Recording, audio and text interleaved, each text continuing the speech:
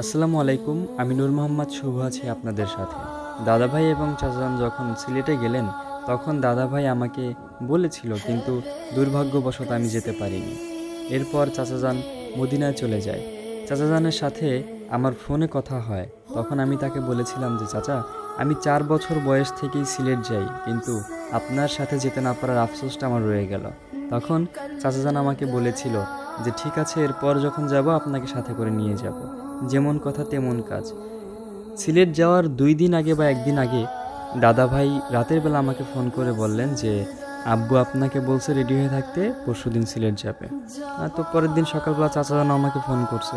তো আমার হাতে বেশি সময় ছিল না। তো আমি কাউকে না জানিয়ে এই সিদ্ধান্ত নিয়ে আমি সিলেট চলে যাব। তো যাওয়ার আগে শুধু বলে গেছি যে আমি সিলেট যাব, আর কাউকে কিছু বলিনি, জাস্ট আম্মুকে বলে গিয়েছিলাম। তো চাচাজানের সাথে এরপর আমি সিলেটে যাই। শাহজালাল মাজার, শাহপরান মাজার ঘোরাঘুরি করি। এরপর বিশেষ আলোচনাও শুনি, আধ্যাত্মিক আলোচনা। এরপর আমরা সিলেট থেকে ব্যাক করি, কারণ আরবি মাসের 12 তারিখে চাচাজান তার খানকাতে একটা মাহফিল করে। তখন আবার শেখ মোহাম্মদ ইসমাইল এবং শেখ জালালউদ্দিন মোহাম্মদ আবদুল্লাহ আল মাহি, দুইজন আওলাদের রাসূলের ওফাত হয়। তো তাদের সব কিছু মিলিয়ে এবং খানকার মাসিক মাহফিল মিলিয়ে আমরা এখান থেকে ব্যাক করি খানকাতে। চাচাজান মাহফিল করেন এবং আমি সেই মাহফিলে উপস্থিত থাকি।